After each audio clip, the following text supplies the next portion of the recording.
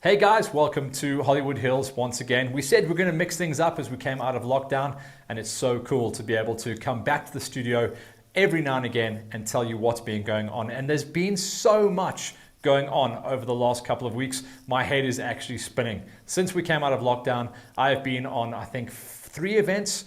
This weekend was a long weekend for most people, but there was so much racing going on as well. But let's go back in time as we go old school here on Hollywood Hills and tell you what went down. We've already reviewed in our previous old school show a couple of weeks back what went down at the GXCCs. But the week after that, the GXCCs were out at Rhino Park and they used a little bit of MX Legends as well as we brought you the next round. And this was our reboot round of the South African Off-Road Championship, the National Series, which has now been really, really hard to win as well. Remember, they opened up their championship down in Lesotho, which changed up everything. You know, everyone was watching Charon Moore, everyone was watching Swanee.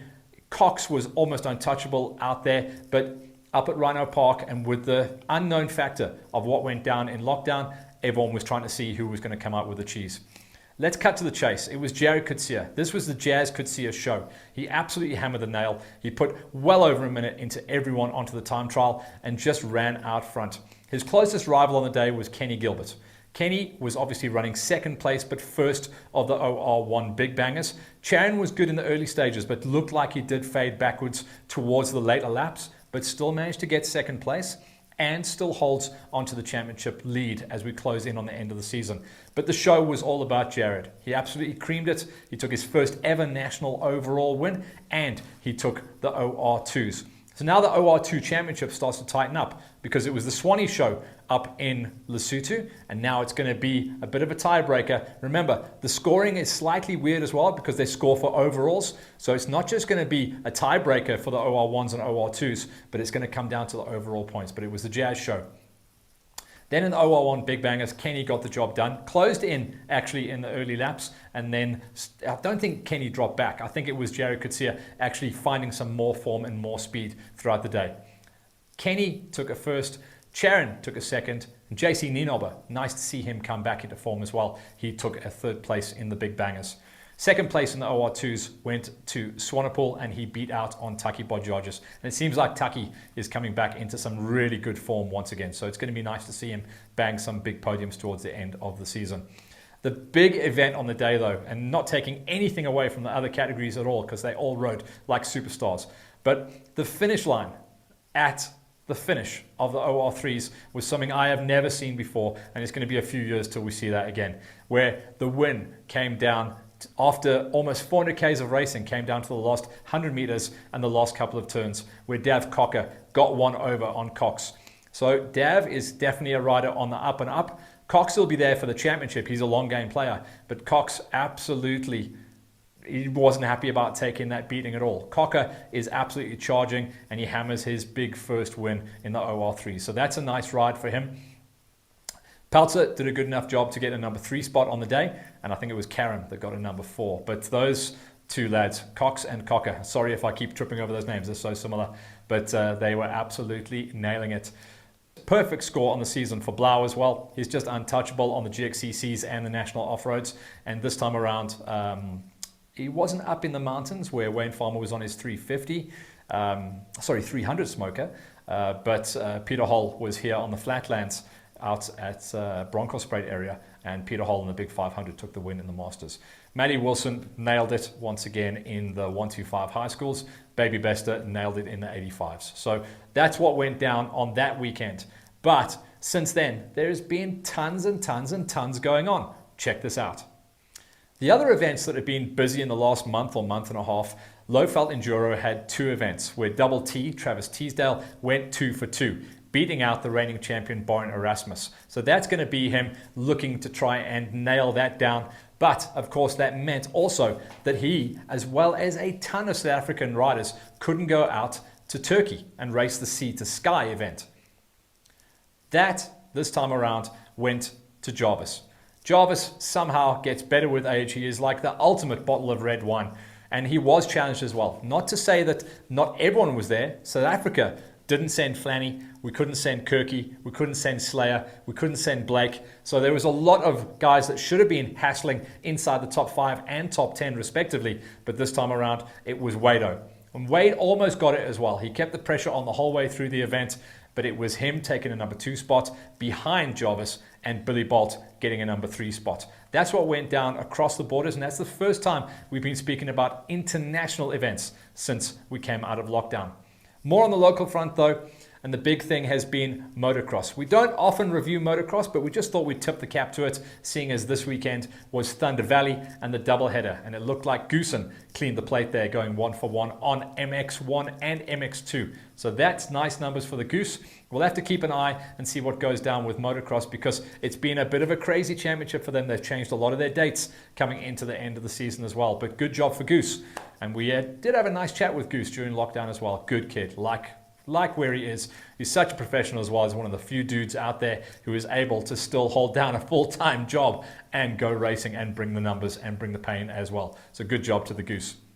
So let's talk about a couple of other things that are going down. There are so many events that are going to be coming up, and I did speak to a couple of people, and it's a bit of a scrappy kind of like hustling chase into the last couple of months of the season. Everyone trying to fight for the space on the calendar and the space on the weekends. And believe me, I'm feeling the pain as well, because it's hard to know where to go and hard to know where to actually put your focus. For Hollywood Hills and LiveX, we're going to bite the bullet and we're going to go out to the EWXCs this weekend out at Heidelberg. We've been in conference with those guys. We are talking to them about working with them on full productions and media for 2021. So we're going to go and kind of dip our toe into the world of Enduro.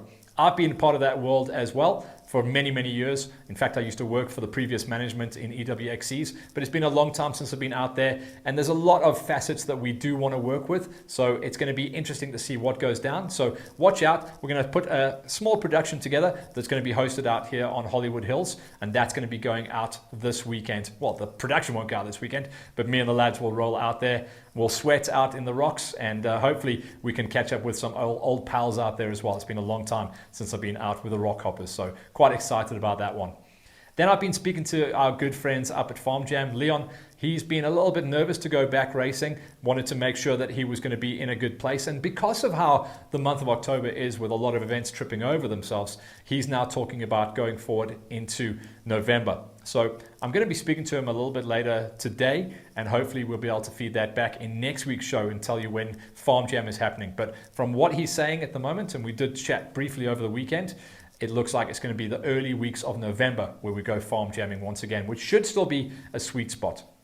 Because remember, the next real focus point for us is going to be GXCC, and that's now being touted as being in Racemere-built. So they've started to put out their comms, started to put out the media, and the next round, which incredibly enough is still only round number 4 of the GXCCs, it's going to be our cancer awareness event, which everyone is going to be pinked out, as they always are at this time of the season. So Racemere-built at the end of this month on the 31st. Mark it in your calendars and mark the event. Racemere-built is the next GXCCs, where me and the LiveX lads are going to be out once again, bringing you all that coverage. And by the way, we really hope you enjoyed the 3 shows that we put out from the reboot out at Rodium.